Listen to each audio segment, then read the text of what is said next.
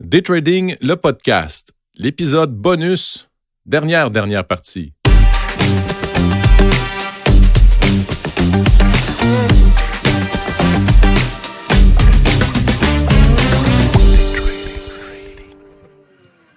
Eh oui, on est rendu au dernier épisode de la saison. C'est assez incroyable pour moi, là, personnellement. C'est en soi un bel accomplissement. C'est quelque chose qu'on a hésité au départ de se lancer de l'aventure, mais que j'en suis certain, Fuji et même Marc, qui est rendu un habitué, on est vraiment heureux de la démarche. On est heureux de partager ça avec vous à toutes les 2 semaines. Et il va y avoir des grandes nouveautés pour la prochaine saison, la 5e saison. Préparez-vous. Je ne le dis pas tout de suite, je garde du punch, mais on se prépare à passer à un autre niveau. Donc, comme on dit, level up. On aime ça vous surprendre et se challenger en même temps parce que, dans le fond, d'animer ou de participer à un podcast comme ça a quand même un bénéfice qui est quand même important sur notre croissance personnelle à tous. Moi, personnellement, c'est une des choses qui me plaît beaucoup. C'est-à-dire que après chaque épisode, lorsqu'on se réécoute, même quand on prépare chaque épisode, ben, à chaque fois, on devient un petit peu plus une meilleure personne. Et c'est avec vous qu'on vit ça. Puis on espère que vous aussi, vous devenez des meilleures personnes, des meilleurs traders, parce que c'est quand même ça l'objectif numéro 1.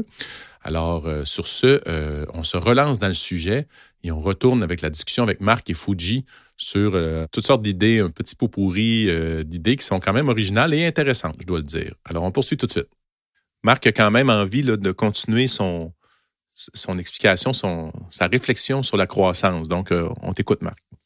Ce que j'ai remarqué avec le temps aussi par rapport, quand je parlais de la croissance, c'est-à-dire que la croissance part, par exemple, de 5% par trimestre à 15%, 25%, 40%. Maintenant, on voit, là, c'est 100% de croissance. Là.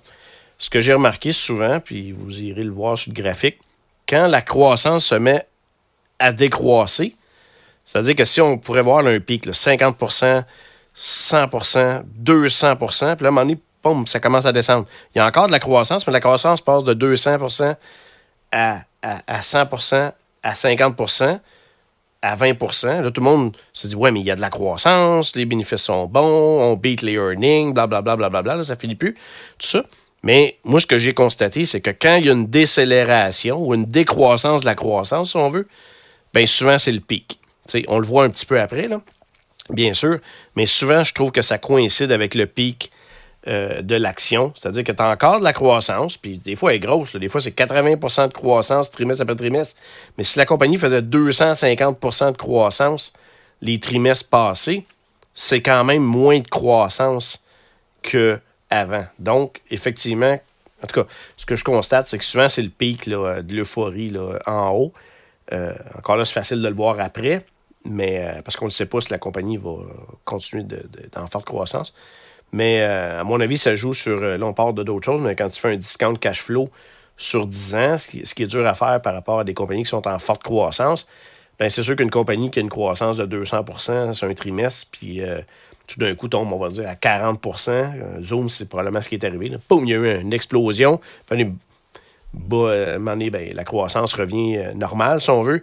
Bien, c'est sûr que si la croissance serait soutenue à 200, 400%, bien, c'est sûr que la valeur de la compagnie n'est pas la même que si on revient à une croissance qui est très bonne, de 20 ou même 40% par trimestre.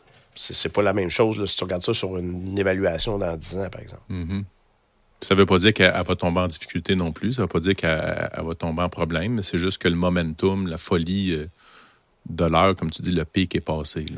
Ouais, et c'est là l'erreur que moi, dans le temps, je faisais, c'est que je voyais la compagnie qui avait un fort potentiel, je voyais là, que tout était là, mais mon timing n'était pas, parce que, comme je disais, c'était le 8 octobre, je me levais le matin, puis je voyais ça. Mais, tu comprends, aujourd'hui, j'arrive vraiment mieux à timer. En tout cas, je dis timer, je sais pas de timer nécessairement, là, mais c'est la... T'arrives à mieux... Ben, pas entrer juste parce que moi, j'ai décidé, Marc, le matin, que c'était ça. J'essaie de prendre le temps, comme je disais, de la mettre sur ma watchlist, d'acheter quelques petites actions. Là. Des fois, c'est même une. Là, c'est une action dans le temps à 2000 $. Tesla est quand même monté à des prix assez élevés à un moment donné. Là. Mm-hmm. Moi, quand j'ai commencé, c'était, je pense, 200 $, qu'elle valait, là, 2016, 2017. Là, on bifurque vers l'analyse technique. Parce que c'est quelque chose qu'on a déjà discuté. Puis Marc, à un moment donné, il a fait un post sur Facebook où il y avait comme un genre de tableau avec les différents patterns techniques, là, les têtes-épaules, les triangles. Puis là, les graphiques, c'était comme humoristique. Les graphiques, à chaque fois qu'il y avait un signal, ben, le prix partait à l'envers du classique. Donc, la question que ça m'amène, est-ce que les patterns classiques fonctionnent toujours aujourd'hui, selon toi? Selon moi, ben, je pense qu'on en a parlé un peu dans les autres podcasts. On en a parlé? Non, mais on peut en parler encore. Okay. Moi, je pense que oui, il y a des patterns qui fonctionnent. Je pense que souvent, tu vas avoir un breakout qui va arriver.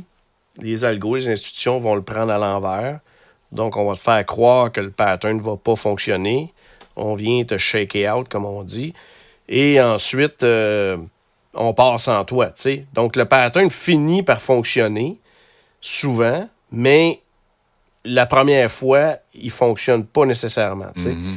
Donc, il y a deux choses pour moi que j'ai constatées. C'est que si le pattern est officiellement invalidé, le mouvement qui va suivre va être encore plus fort que s'il aurait fonctionné, mais à l'inverse. Exemple, si la tête-épaule, elle brise par en bas, on revient dedans, puis finalement, on l'invalide officiellement. Le mouvement qui va partir vers le haut, par exemple, va être encore beaucoup plus fort que la tête-épaule qui aurait brisé par en bas. Parce que les gens qui ont pris la tête-épaule par en bas se font prendre dans le mauvais sens. Ceux qui étaient bold se sont fait sortir aussi. Tout le monde est dans le mauvais sens, tu sais. Fait que quand le monde sont dans la mauvaise direction, ben c'est un piège, puis ça part encore bien plus fort dans l'autre sens. Puis l'autre chose que j'essaie de rentrer dans ma tête, c'est que, tu sais, la souris, elle s'en va dans le piège pour manger le fromage, puis elle se ferait prendre dans le trap, tu sais. Puis la deuxième souris, moi j'aime ça être la deuxième souris qui attend pour aller chercher le fromage après, tu sais. La trappe est snappée. Ouais, c'est ça. Fait que ça, c'est une approche que j'essaie. C'est pas facile, mais c'est une approche que j'essaie de vraiment garder d'attendre que la première souris se fasse prendre dans le piège pour moi aller manger le fromage après. T'sais. C'est plus facile à dire qu'à faire, mais je reste quand même persuadé de plus en plus que le premier breakout est faux. Quelque chose que j'aimerais aussi partager, la majorité des gens, ils le voient pas. Surtout quand on commence, on le voit pas. Moi, ça m'a pris beaucoup de temps, des années à réaliser ça. Que, tu sais, on parle de breakout. Des breakouts, là, tu sais, on regarde un pattern, puis tu dis, il y a un flag, ou peu importe, là, tu sais, que ce soit, peu importe la figure.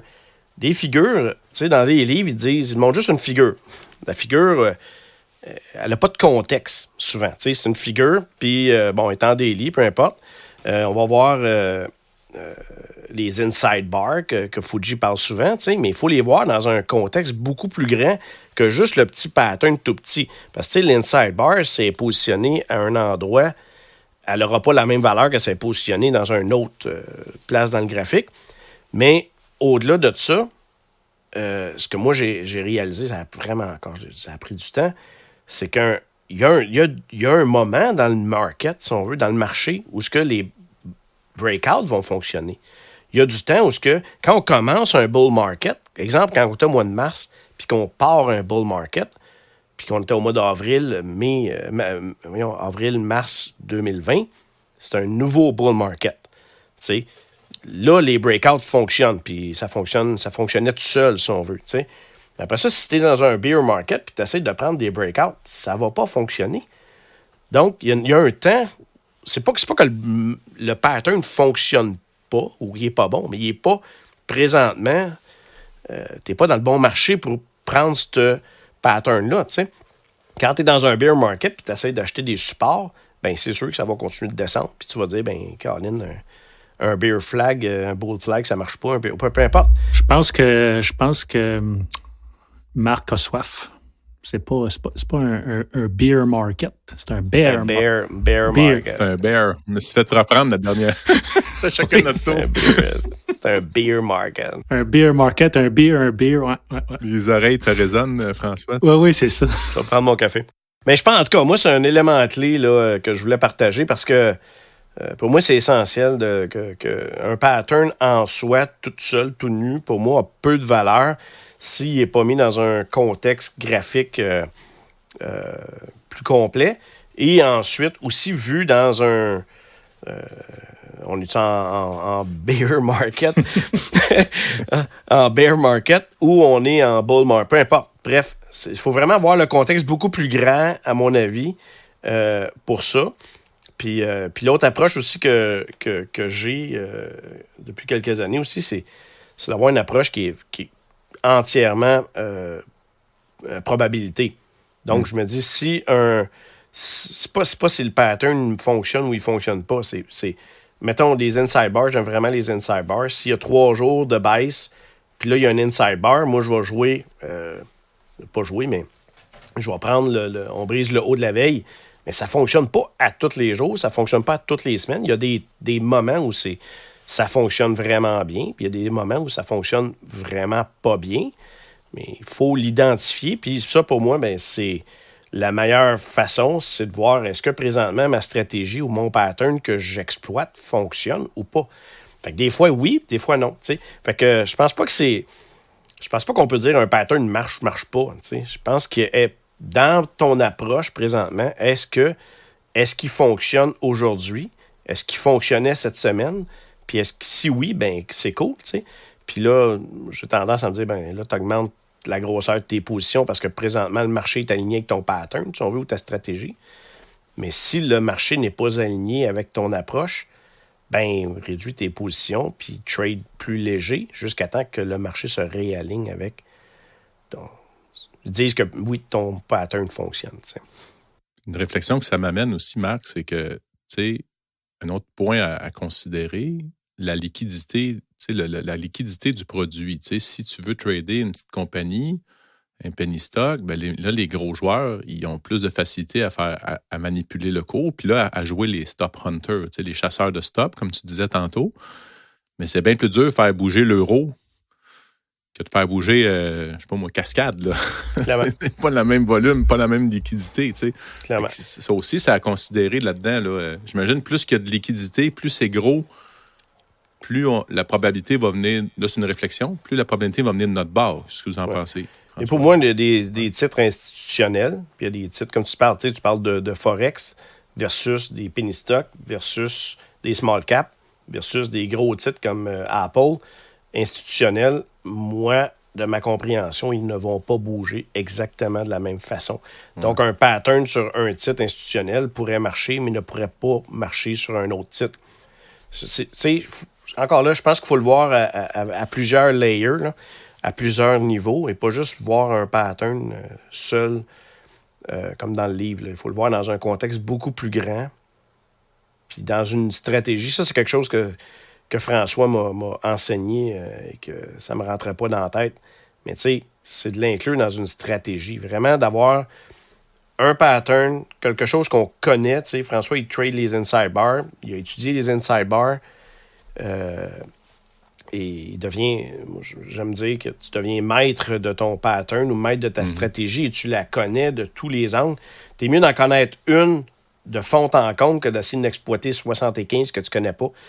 T'sais, fait qu'à un moment donné, c'est vraiment d'en prendre un après l'autre, puis voir lequel qui correspond, lequel que t'aimes, puis devenir vraiment là, un expert de cette formation, de cette stratégie, de ce pattern-là. Tu pourrais en avoir juste un. T'sais? Hein, François le dit souvent, mais... Oui, mais c'est ça. Depuis tantôt, on parle de pattern, là, peu importe le pattern, puis tu sais, mettons le taux de succès des fois des certains traders, le monde dit hey, « Colin, ça a l'air facile, puis... » les réussissent bien. Souvent, le monde, là, il force les trades, mais peu importe les patterns, là, moi, exemple que je regarde le matin quand je fais du day trading ou, mettons, pour le plus long terme, moi, j'aime beaucoup dire le mot confluence. Quand il y a plusieurs indicateurs ou quand il y a plusieurs trucs qui vont dans la même direction, généralement, il y a une continuité. Fait que les patterns, là, pour qu'ils fonctionnent, mais pas pour qu'ils fonctionnent, mais pour trouver ceux qui fonctionnent le mieux, peu importe le pattern, exemple, si on est bullish, on est dans un marché haussier, mais trouvez juste les patterns qui sont haussiers, dans une tendance haussière. J'aime pas ça de donner de garantie, mais à 70% du temps, ça va fonctionner. Là. Si on cherche des patterns bearish dans un marché haussier, ben, ça va donner juste un petit coup par en bas, puis après ça va repartir par en haut. Tantôt, tu parlais des titres institutionnels. Si on prend les titres du Dow Jones, ces 30 stocks-là, généralement, on s'en reparlait dans 10 ans, 20 ans, en général, ces stocks, ils font juste monter. Là.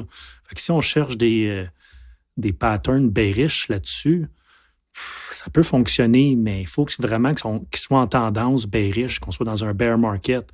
Mais ceux qui transigent les gros titres en tendance haussière, juste y aller avec des titres, pas des titres, avec des patterns haussiers, genre des bull flags, des pennants ou des reverse head and shoulder. Des fois, le monde essaye mais des fois, le monde se complique la tête. Il faut y aller simplement, puis bref, c'est ça. Peu importe la pattern, il faut trancher avec la tendance. C'est la règle numéro 1. Là. Si vous faites ça, ben, je pense que vous augmentez de votre taux de succès là, de quasiment 100%, là, 50%, entre 50 et 100%. Là. C'est ridicule. Là. Moi, le monde qui essaye d'acheter des couteaux qui tombent, là, même si c'est des titres de qualité, je sais que ça peut remonter, mais on parlait d'Intel. Mettez-vous un graphique aujourd'hui d'Intel, là, ça fait juste chuter. Là. Je sais que c'est un titre de qualité, mais pourquoi on essaye d'acheter un Intel quand on peut en acheter un autre, exemple du Apple, du Dollarama ou du Couche-Tard qui fait juste monter? Des fois, le monde, je sais qu'ils sont amoureux de certains titres, mais des fois, la bourse, il ne faut pas avoir de sentiment.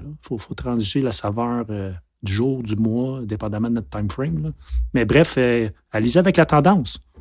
Puis faites juste suivre ce conseil-là, puis vous allez augmenter de 100% votre taux de réussite. Là. Ouais. Mais c'est contre-intuitif parce que l'humain veut acheter pas cher, l'humain veut acheter un rabais. C'est la nature. C'est correct d'acheter un rabais. Exemple, quand on voyait Meta là, ou Facebook, j'aime bien mieux dire Facebook que Meta, là, mais quand on a vu Meta chuter aux alentours de 90$, quand on met le graphique monthly, je crois, il était à court terme, c'était pas beau. Mais sur le monthly, si on est là pour l'investissement à long terme, c'est un super achat. Là. Il faut juste y aller avec le time frame selon qu'est-ce qu'on veut faire, mais c'est ça. Tu parles, le monde veut acheter à rabais, c'est correct. Il faut juste trouver quelques confluences, là, puis il y a des patterns qui fonctionnent bien, puis on embarque. Là. Il n'est pas s'éparpiller. Non, c'est ça.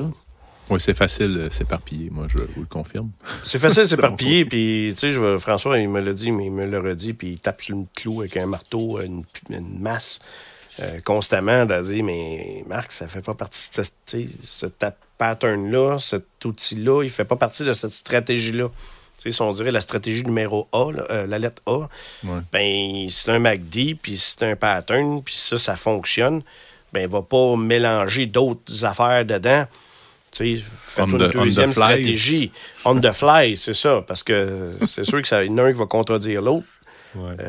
Ça, je l'ai vraiment appris. Oui, c'est ça. Là, il y a toujours quelque chose qui va contredire l'autre. Il y a toujours une analyse. En veux-tu une bull? En veux-tu une beer? Veux-tu une beer? Non, mais c'est ça. Tu vas sur TradingView, des indicateurs, je pense qu'il y en a 1000. Là. Fait que si fais juste en mettre 5, là, c'est sûr qu'il y en a un qui va dire c'est bullish, puis l'autre, ça va être bearish.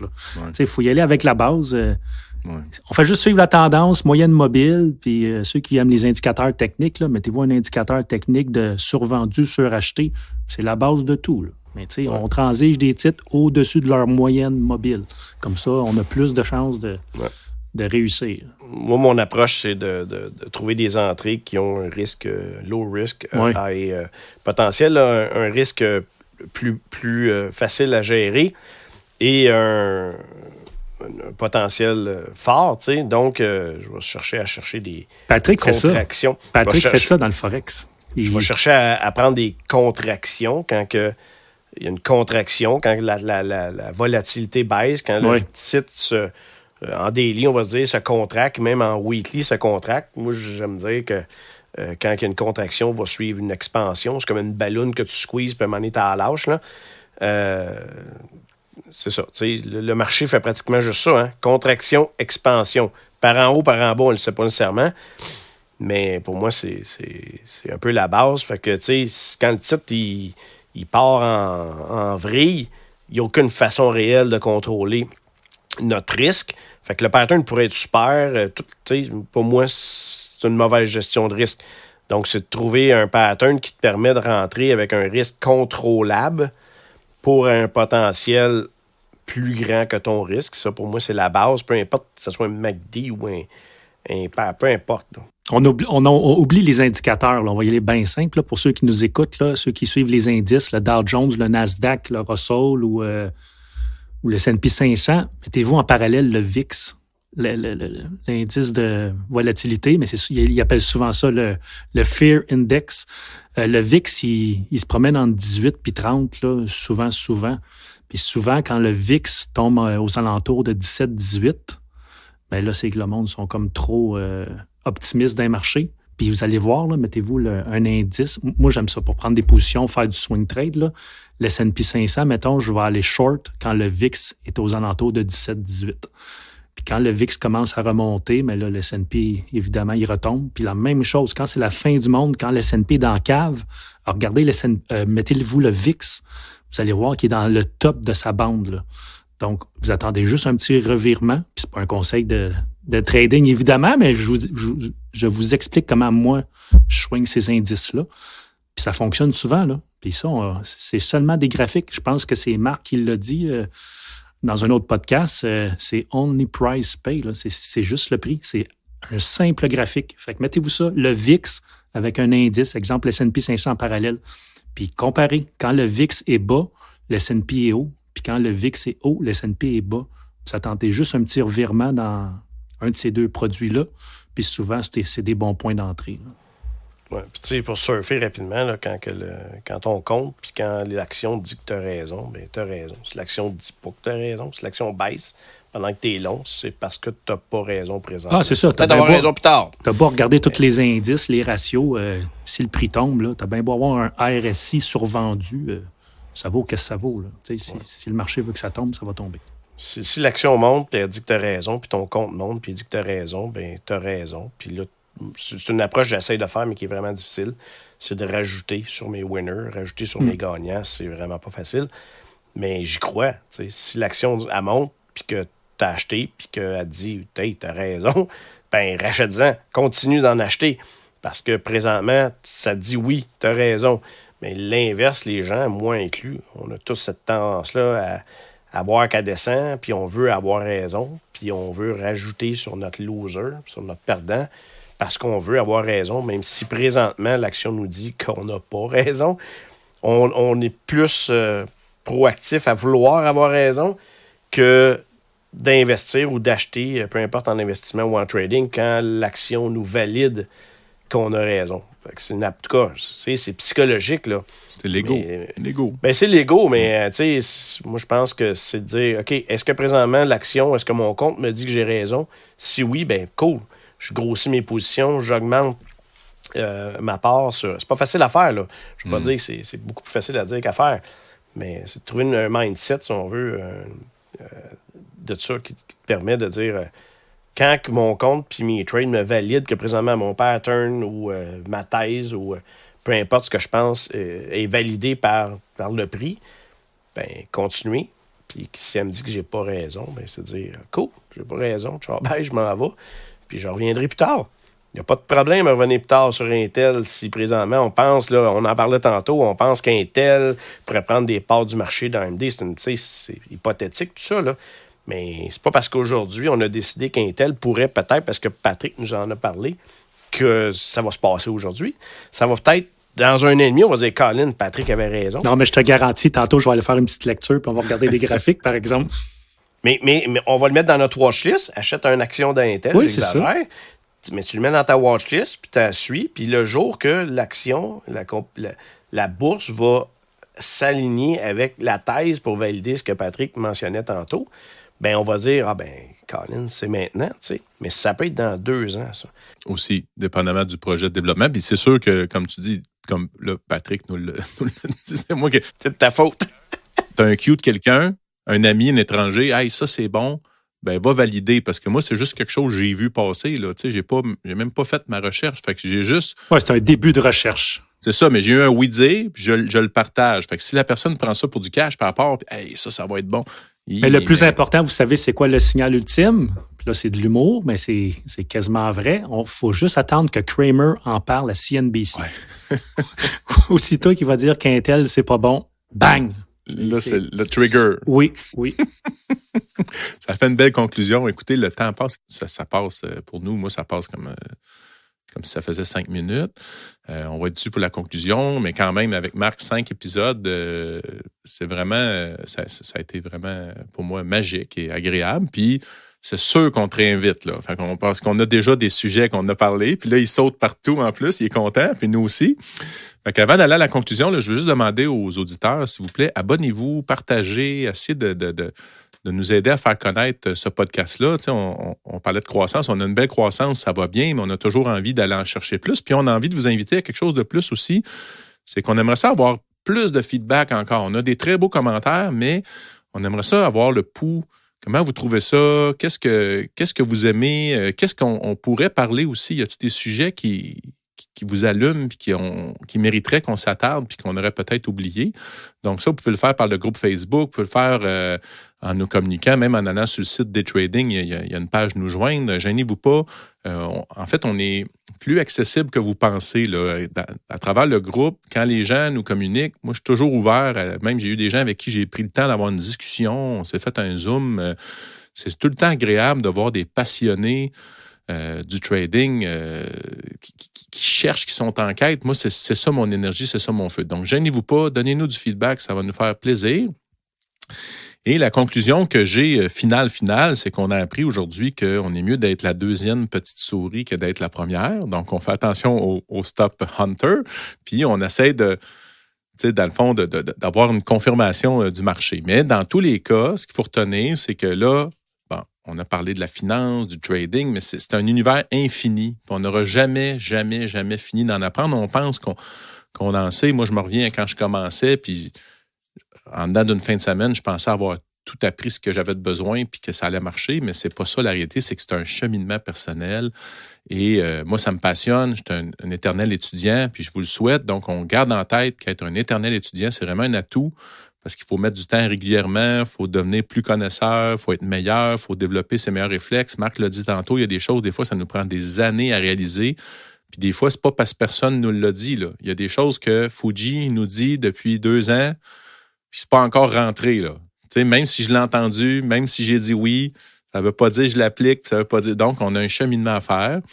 Et si vous n'êtes pas prêt à vous investir, c'est plus dangereux. Peut-être penser à faire autre chose. Donc, pour moi, si vous voulez le faire vous-même, gérer vos propres finances, c'est un work in progress. Puis c'est notre responsabilité d'avoir des réflexions, puis de réfléchir, faire comme Marc, là, qui, à chaque fois qu'on y parle, on a des devoirs à faire. Donc, je vous souhaite très sincèrement que vous allez prendre cette décision-là, puis de dire, moi, je fais l'engagement de devenir meilleur à chaque jour un petit peu. Et on a envie aussi de lancer une question finale. C'est quoi selon vous, parce que là, on a parlé des compagnies puis tout ça, c'est quoi selon vous la compagnie qui va révolutionner le monde puis qui va nous permettre d'en profiter? Le prochain Tesla, le prochain Apple, donc le prochain Zoom, peu importe, écrivez-nous dans les commentaires, on est juste curieux dans le fond. Puis surtout, ça c'est François le demande tout le temps quand on pose, c'est pourquoi? C'est bien beau, là, de dire « ça va être bon », mais pourquoi? C'était quoi votre réflexion? Oui, c'est ça. Il faut mettre un petit peu de viande. Mais bref, c'est ça. Où commenter, tantôt on parlait où commenter. Quand ce podcast-ci va sortir, tout simplement commenter en dessous, en commentaire, que ce soit sur la page Daytrading ou dans le groupe. Mettez en commentaire, là, c'est quoi la future requête. Ouais. Si vous êtes sur Spotify ou vous ne pouvez pas commenter, venez nous rejoindre dans le groupe. Ça va être le fun. Daytrading sur Facebook, c'est vraiment agréable. Sur ce, je termine avec ma Maxime, parce que ça fait 5 épisodes, je ne l'ai pas faite. Je me la gardais pour la fin. Donc, moi, je me suis toujours demandé, c'est qui Maxime? Maxime... il est toujours à chaque podcast. Maxime, il est là, mais je le connais pas. Maxime de la Rochefoucauld. Maxime de la Rochefoucauld, les philosophes, non? Avec c'est ça, des Maximes. Ah oui, pour vrai? Ah oui, moi, de la Rochefoucauld. Vous allez lire ça. Il y a un livre, puis il y a plein de maximes dedans. Ah, je pensais que ça venait de là, Patrick. Je pensais que tu avais... non, mais une maxime, c'est comme un proverbe ou un... Oui, c'est ça. Pour moi, j'ai toujours nommé ça de même, mais là, en sachant, je le mettrai dans les dans la description aussi, puis je vais aller lire là-dessus parce que c'est vraiment intéressant de C'est pas un trader. comprendre l'origine des mots. Non, c'est pas un trademark. Donc, la fameuse maxime, donc le trader qui se questionne et qui alimente quotidiennement sa curiosité est un trader qui grandit. Bon trading à tous.